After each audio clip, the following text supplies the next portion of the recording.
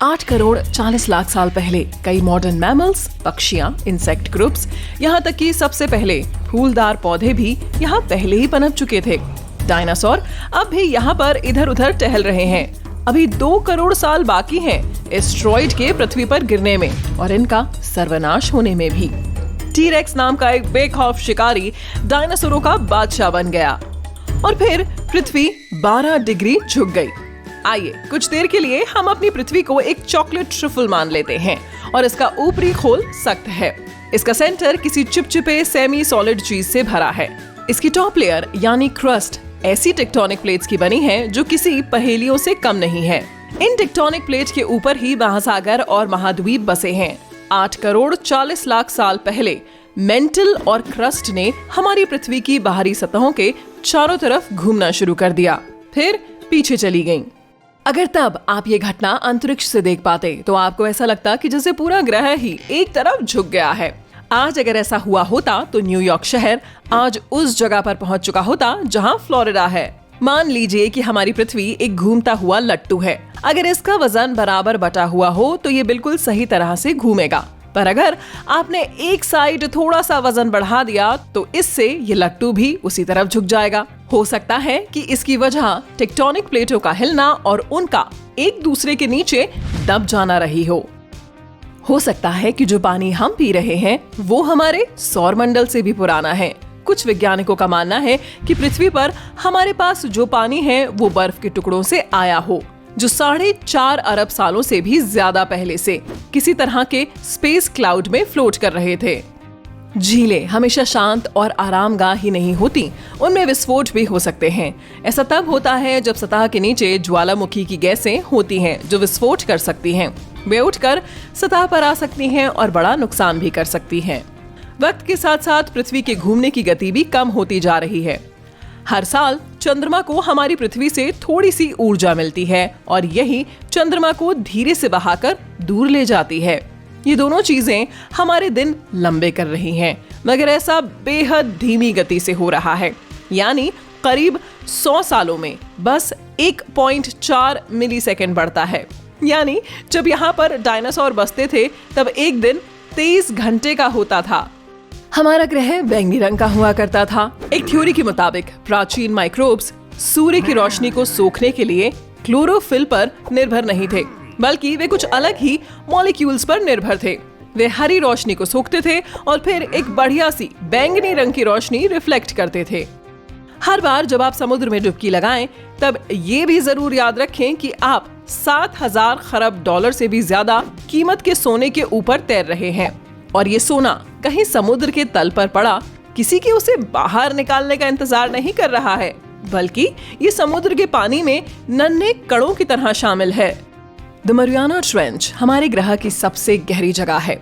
ये Pacific ocean में एक ऐसी जगह है जो समुद्र तल से भी 36,201 फीट गहरी जगह है। मगर सबसे गहरी जगह जो महासागर में शामिल नहीं है वो है एंटार्क्टिका। टेक्निकली ये बर्फ की मोटी और गहरी परतों के अंदर छुपी हुई है जो समुद्र के तल से 8,300 फीट से भी ज्यादा नीचे तक गहरी है। अंतरिक्ष से रोजाना हमारी पृथ्वी पर 60 टन धूल गिरती है। शायद आप दफ्तर जाते वक्त इस कॉस्मिक डस्ट को अच्छी खासी मात्रा में सूंघते भी हैं। असल में ये धूल कॉमेट्स, मीटियोराइट्स और अंतरिक्ष के कुछ और पिंडों के छोटे कण हैं। डलोल, इथोपिया हमारे ग्रह की सबसे गर्म रिहायशी जगह है। सन 1960 और 1967 के दरमियान यहाँ का तापमान 106 डिग्री फ़ारेनहाइट था। यहाँ तक कि सर्दियों में भी यहाँ का एवरेज तापमान 98 डिग्री फ़ारेनहाइट तक पहुँच जाता है।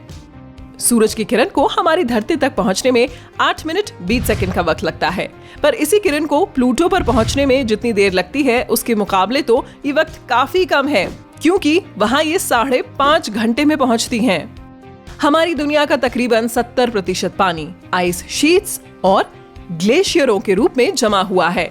धरती के पूरे पानी का 96% से भी ज्यादा पानी समुद्रों में भरा हुआ है। ये पृथ्वी एक बहुत बड़ी चुंबक जैसी है। इसकी इनर कोर असल में ठोस लोहे से बना हुआ एक गोला है जो चारों तरफ से तरल लोहे से घिरा हुआ है।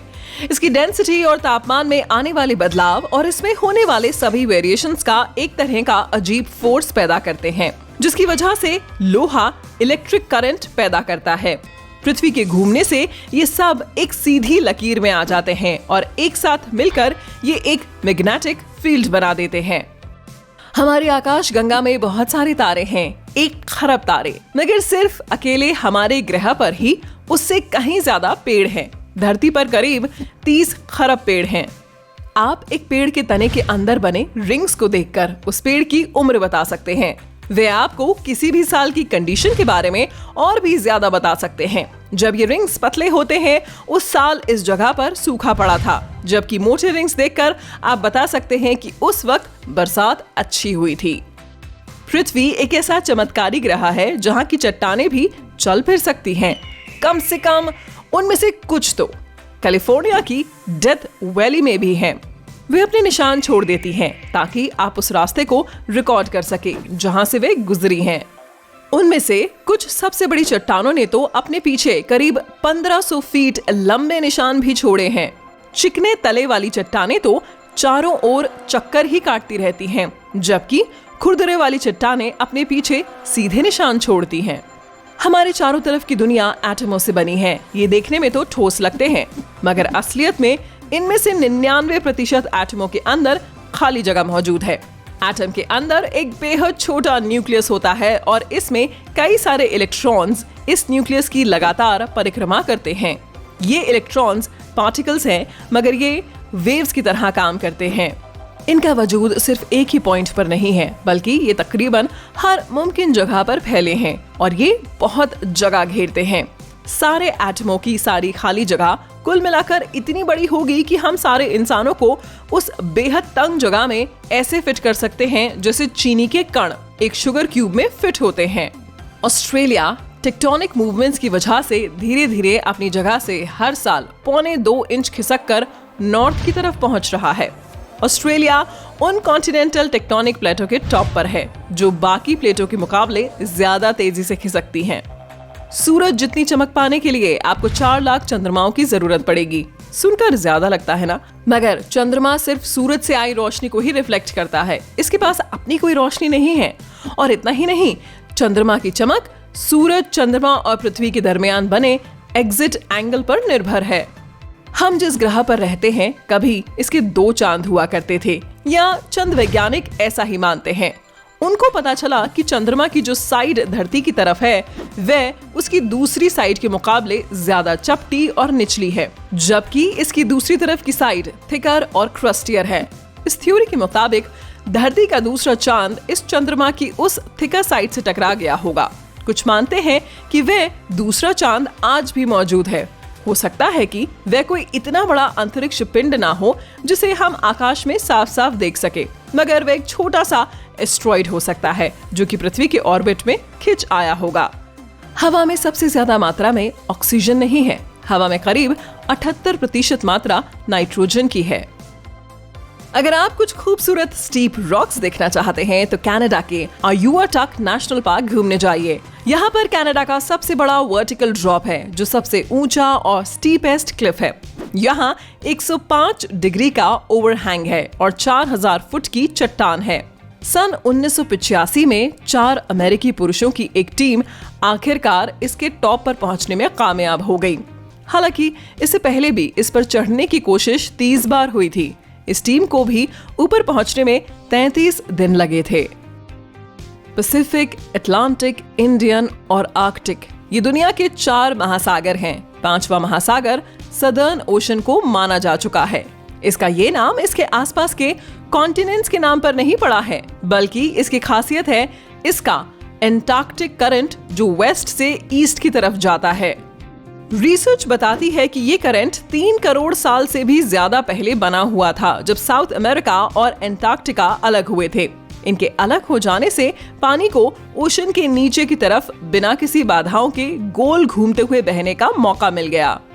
ग्लेशियर्स और बर्फ की चादरों के पिघलने का मतलब है कि ये पिघला हुआ पानी महासागरों में पहुंचकर उनमें और ज्यादा पानी भर देगा।